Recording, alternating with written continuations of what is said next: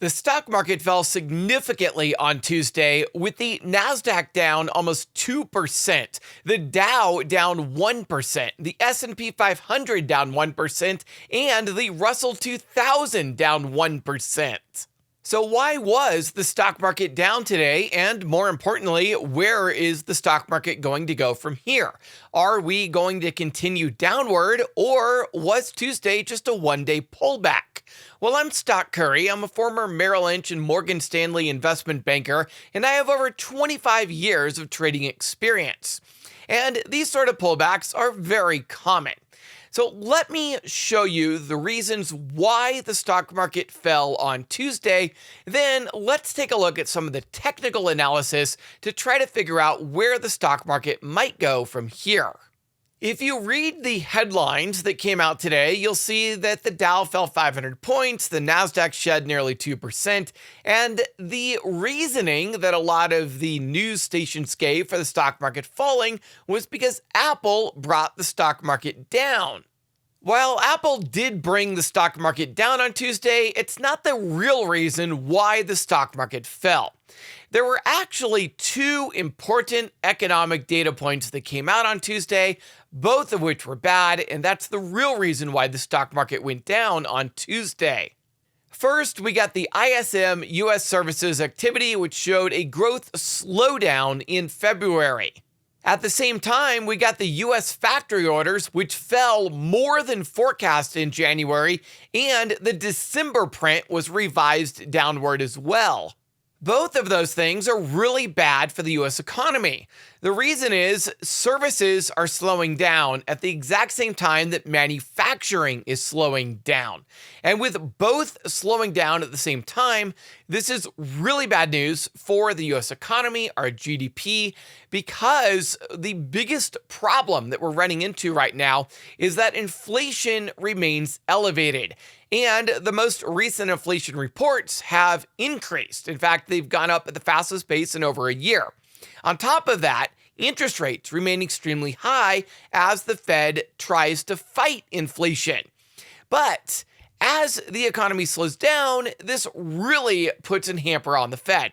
The Federal Reserve has been trying to get inflation down below 2% without causing a recession. That is the fairy tale story of the soft landing.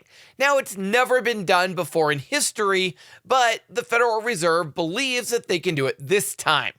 But if the services sector and the manufacturing sector are both falling at the same time, that is a major problem, because it shows the economy is slowing down while inflation is going up.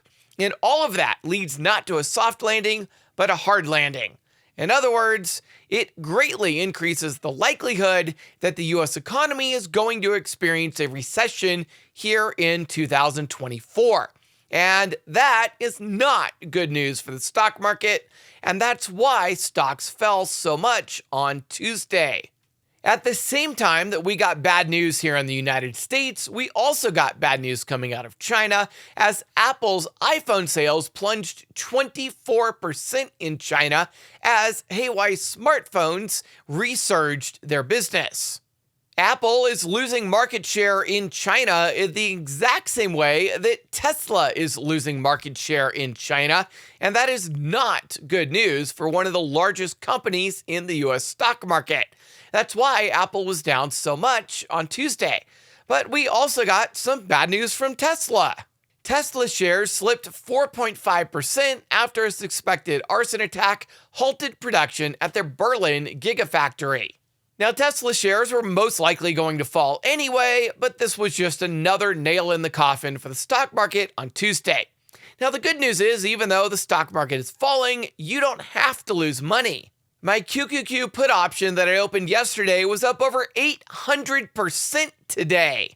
If you want to learn how to hedge your portfolio so that you can make money as the market goes down, then come join me in my Stock Dads Discord. Our average trade produces a 45% return.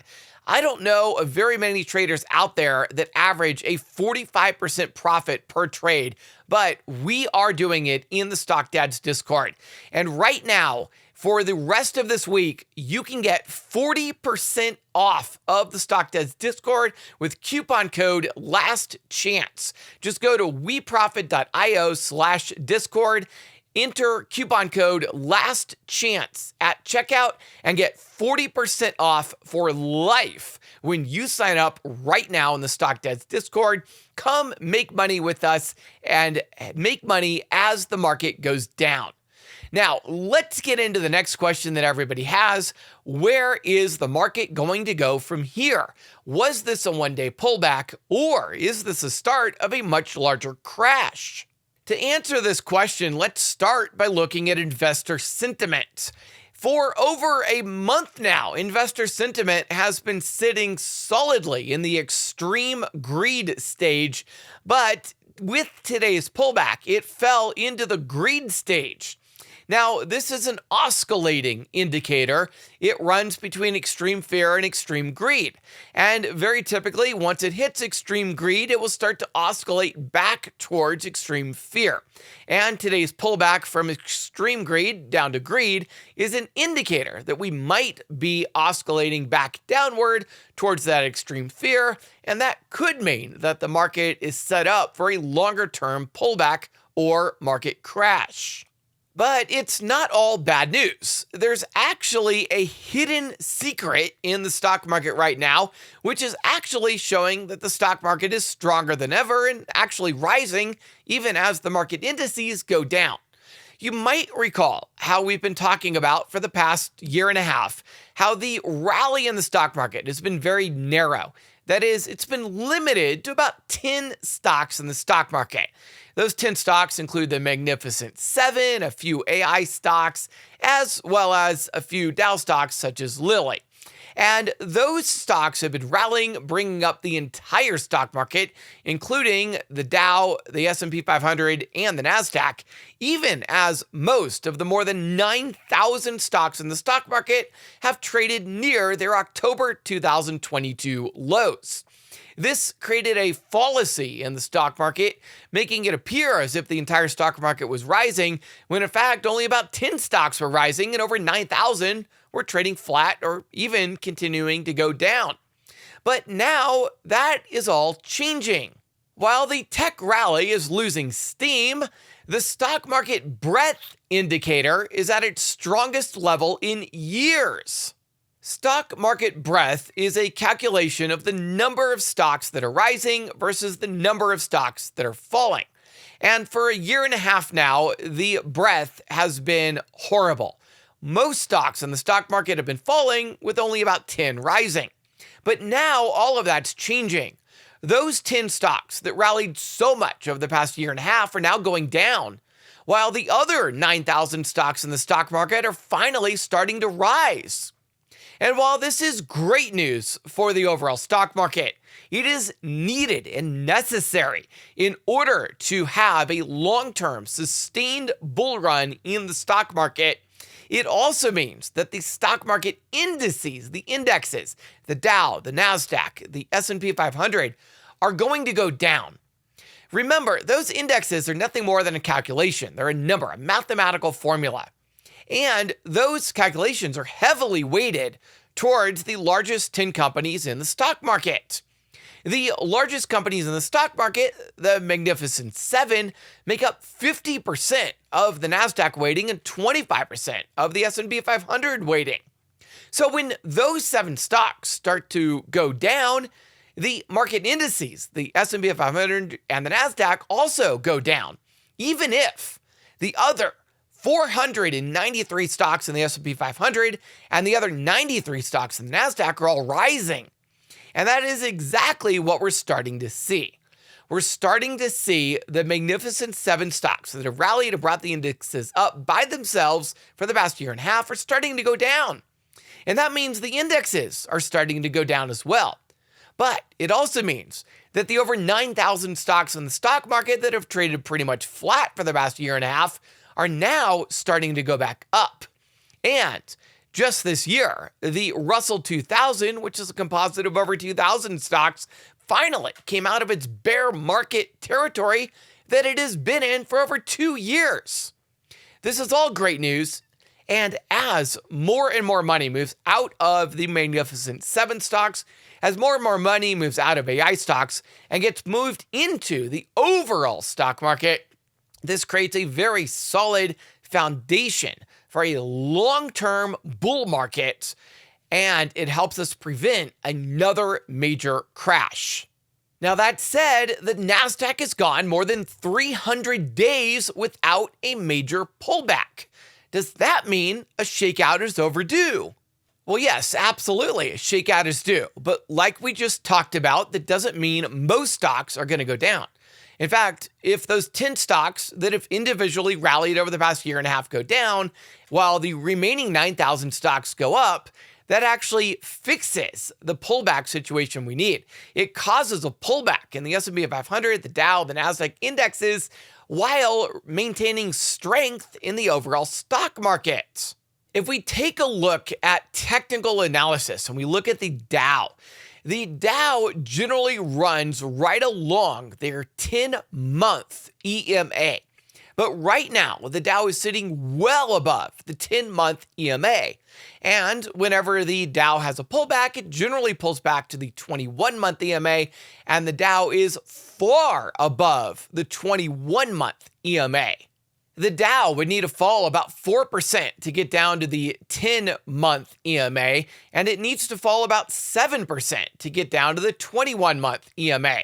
In a worst case scenario, the Dow hits what would generally be considered a bear market or a major correction. That would bring the Dow all the way down to a very strong support level at the 50-month EMA, but that would only represent a 19% pullback in the market, which does not even put us into bear market territory. It still leaves us in a normal, healthy correction. So, a pullback of around 4 to 7% should be expected in the market sometime soon, while a maximum pullback of 19% might take place in a worst case scenario, such as the US entering a recession, but in no scenario should the market enter another bear market like we saw in 2022. What we should see is a very healthy pullback in the markets, but not a major bear market. Now, even though the monthly technicals are screaming that we need a major pullback, the daily technicals give us a little bit of hope. If we take a look at the QQQ, which is a NASDAQ ETF, you're going to notice how the QQQ has time and time again bounced off of the 21-day EMA. This has occurred time and time again over the past 4 months during this most recent rally. And even on Tuesday, the NASDAQ bounced off of the 21-day EMA. At one point on Tuesday, the NASDAQ was down 2.3%, but it then bounced off of the 21-day EMA, finishing the day down only 1.7%. It was a pretty significant rally in the last 30 minutes of the day. It also is pretty bullish and indicates a continued rise on Wednesday.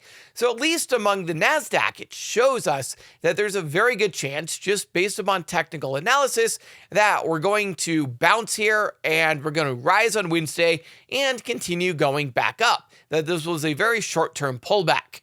But there are some other technical indicators that show that this might be a little bit of a longer-term pullback. Unlike the NASDAQ, which bounced off of the 21-day EMA, the Dow actually fell below the 21-day EMA and closed below the 21-day EMA for the first time in over 4 months. So the Dow is actually giving a huge warning sign that it is going to continue to go down. So as far as where the market goes from here, there are 3 scenarios. One scenario is the market follows the NASDAQ and it bounces and starts going back up.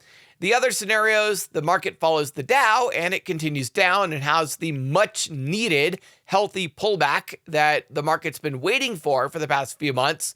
The third scenario is that we get a mix where the NASDAQ actually rises, but the Dow and S&P actually fall. And this wouldn't be the first time we've seen that happen. It is a likely scenario should the NASDAQ in fact continue to go up on Wednesday while the Dow continues to go down on Wednesday. Now, if you want more technical analysis like this, I post a full technical analysis report in my weekly newsletter. It is a free newsletter that goes out every Sunday night that gets you prepared to trade in the stock markets on Monday. If you'd like to get a hold of that free weekly newsletter, you can sign up for that free weekly newsletter at weprofit.io/newsletter. That's weprofit.io/newsletter.